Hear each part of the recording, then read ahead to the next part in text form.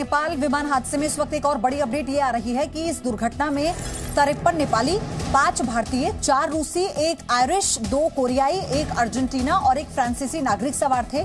ये फिलहाल जानकारी दी गई है हवाई अड्डा प्राधिकरण की तरफ से, यानी एयरपोर्ट अथॉरिटी की तरफ से ये एक बड़ी अपडेट आई है। इसमें ये बता दिया गया है जितने यात्री थे उनमें कौन कहां का था। इस दुर्घटना में 53 नेपाली, 5 भारतीय, 4 रूसी, 1 आयरिश, 2 कोरियाई, 1 अर्जेंटीना और 1 फ्रांसीसी नागरिक इस विमान में सवार थे जो इस दुर्घटना का शिकार हुए हैं। और आपको ये भी बता दें कि अब 40 लोगों की मौत की पुष्टि हो चुकी है। फिलहाल जो सूत्र बता रहे हैं, रेस्क्यू ऑपरेशन इस वक्त चल रहा है, इसमें महिलाएं भी शामिल हैं, बच्चे भी शामिल हैं और ये हादसा बहुत दुखद है। और क्योंकि जैसे जैसे आंकड़ा बढ़ रहा है वैसे वैसे और मायूसी छा रही है। 40 लोगों की मौत की पुष्टि हो चुकी है।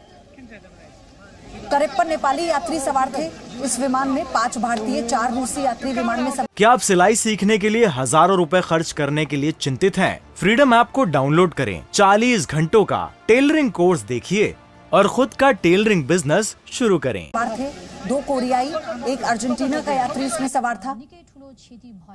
और जैसा हमने आपसे पहले भी बताया, क्योंकि इस वक्त बर्फबारी के चलते जो मौसम में बदलाव हुआ है, दूर दूर से सैलानी विदेश से, देश के तमाम लोग नेपाल में पोखरा जाते हैं, यहाँ की खूबसूरत वादियों का दीदार करने के लिए जाते हैं। तो ऐसे में ये जो खबर है ये हर स्तर पर बहुत दुखद खबर है। इसमें महिला, बच्चे, कई लोग इसमें सवार थे। क्रू मेंबर्स, 4 क्रू मेंबर्स मिलाकर 72 लोग इसमें सवार थे। अब ऐसे में ये जो दुर्घटना हुई है इसने सभी को हैरत में डाल दिया है।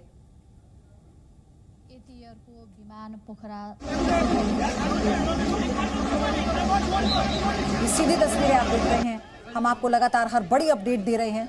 और ये जो रेस्क्यू ऑपरेशन की तस्वीरें हैं ये बताती हैं कि इस वक्त सबसे बड़ा चैलेंज रेस्क्यू टीम्स के लिए अगर कुछ है तो जो लोग इस मलबे में फंसे हुए हैं उन्हें बाहर निकालना, आग पर काबू पाना। कई टुकड़ों में ये विमान टूटकर गिरा है, तो इसीलिए कई यात्री, जब वो टकराया चट्टान से तो वहीं पर टूट गया था। और कई यात्री कुछ ऐसे थे जो ऊपर से नीचे गिर गए, जो इस आग की जद में नहीं आए, लेकिन उन्हें कितनी चोट आई है, वो बच भी पाए हैं, नहीं बच पाए, ये यहाँ पर सवाल बना हुआ है। तो जैसे जैसे जानकारी आती जा रही है, हर एक ऑथेंटिक इंफॉर्मेशन हम आपको दे रहे हैं। और बस ये दुआ हर कोई कर रहा है कि जितने भी लोग, अगर कोई भी गुंजाइश है तो वो बच जाएं, क्योंकि उनके लिए कितनी दुख की घड़ी है इससे अंदाजा लगाया जा सकता है। और आपको ये भी बता दें, पुष्प कमल दहल ने हादसे पर एक आपात बैठक बुलाई है। ये बड़ी जानकारी इस वक्त आई है। नेपाल प्लेन हादसे पर बड़ी बैठक बुलाई गई है। ये बड़ी अपडेट है। इमरजेंसी मीटिंग चल रही है। प्रधानमंत्री ने ये बैठक बुलाई है। नेपाल के प्रधानमंत्री ने विमान हादसे पर ये बैठक बुलाई गई है। और इसी के साथ वो कंट्रोल रूम में खुद अधिकारियों से संपर्क में है लगातार। उनके तमाम जो नेता उनके साथ हैं और वो ये हर एक अपडेट ले रहे हैं कि रेस्क्यू ऑपरेशन कहां तक पहुंचा।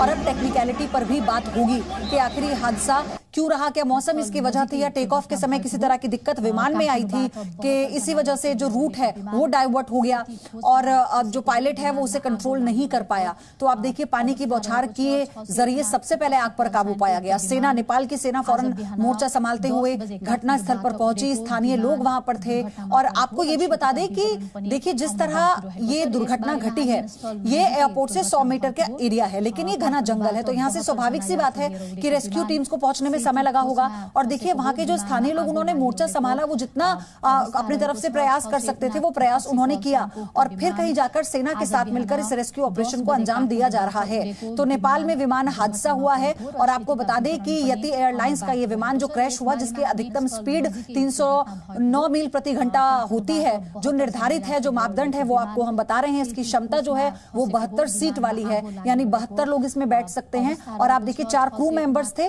यानी ये बिल्कुल जो यात्री विमान है फुल था। और यहाँ लोग अपने सफर पर निकले थे, छुट्टियां बिताने के लिए आए थे अपनी फैमिली और अपने बच्चों के साथ, लेकिन जो इस हादसे का शिकार हो गए, छोटे छोटे बच्चे भी इस हादसे का शिकार हो गई। लिस्ट भी आ चुकी है यात्रियों की, आपको हम बता दें, किशन, निशांत, शालिग्राम, सदाकत, विक्टोरिया, पूर्णा, और इसमें जितेंद्र, एलेना, अनीशा, श्लोक, नीरा, रवान, आशिमा, अनुषा, बेलमन और Bijaya, Jeevan Kala, Rocky, Shiv, Sita, Yamuna, Robin, Alexander, Sanjay, Sonu, Rachna, Sita, Anil, Bhagwati, प्रीसी तोदी, त्रिभुवन, भुजन, राजन, संगीता,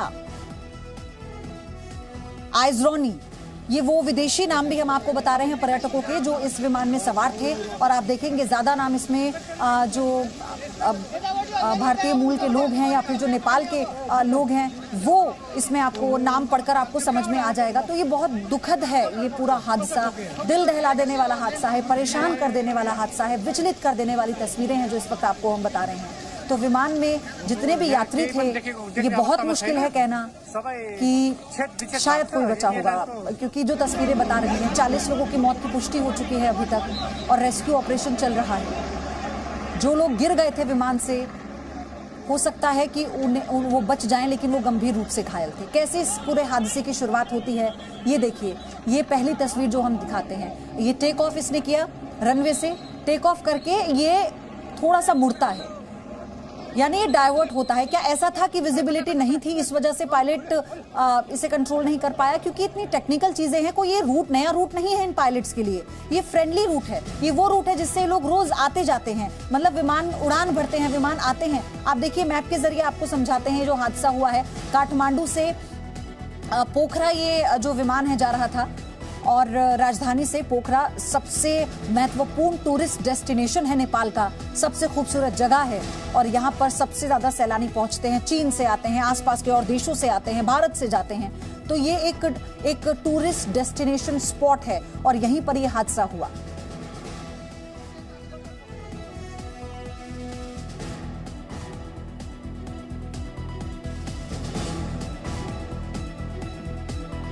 ये देखिए, ये काठमांडू जा रहा था पोखरा से।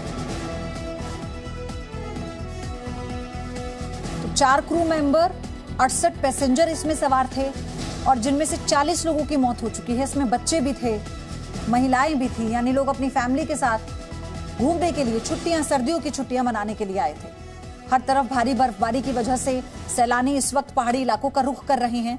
न केवल देश में बल्कि विदेश में भी हम देख रहे हैं कैसे जो पर्यटन है बर्फबारी के चलते वो ज्यादा हो जाता है। और नेपाल में ये भी एक कारण रहा है क्योंकि नेपाल में अपना जो अंदरूनी अलगाव था, फिर वो राजनीतिक हो या राजनीतिक अलगाव का अर्थव्यवस्था पर असर हो, हर तरह से बहुत जरूरी था कि अब सरकार को भले ही पर्यटन के जरिए मुनाफा हो ताकि फिर से जो अर्थव्यवस्था है उसे पटरी पर लाने की जो बड़ी चुनौती है नेपाल सरकार के लिए। लेकिन उसी बीच क्या इन हादसों से सबक नहीं लिया जा रहा नेपाल में? सवाल ये है कि क्यों ऐसा है कि सरकार इस तरफ ध्यान नहीं दे रही है। इससे पहले भी जब पिछली बार यह हादसा हुआ था तो भी यही सवाल पूछे गए थे। तारा एयरलाइंस को लेकर सवाल पूछे गए थे कि 13 साल में 3 विमान हादसे अपने आप में बहुत बड़ी घटना है, जिसमें कितने लोग, सैकड़ों लोगों की मौत हो गई। आप देखिए कोई बचा ही नहीं था विमान में। और आज भी ऐसा ही लग रहा है, जिस तरह की तस्वीर हम देख पा रहे हैं, ये दिल दहला देने वाली है, विचलित करने वाली तस्वीरें। क्या आप सिलाई सीखने के लिए हजारों रुपए खर्च करने के लिए चिंतित हैं? फ्रीडम ऐप को डाउनलोड करें, 40 घंटों का टेलरिंग कोर्स देखिए और खुद का टेलरिंग बिजनेस शुरू करें।